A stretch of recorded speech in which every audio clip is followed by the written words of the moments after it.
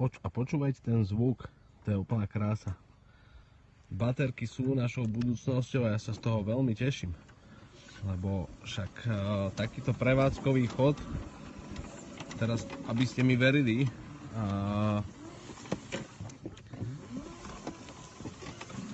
nejdem teda dole kopcom, nejde to na voľnobeh.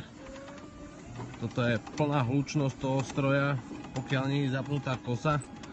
Vidíte, že dokáže zabojovať aj s vysokou trávou. Primárne na to určite nie je určený. Jeho zameranie je okolo rodinných domov na udržiavané plochy, takže toto, čo je tu, je určite troška na iný stroj.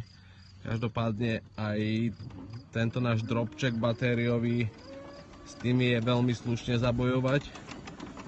Veľká výhoda, hlučnosť, ľahká manevrovateľnosť, dokážete sa otočiť kvôli klubovému riadeniu skoro na mieste.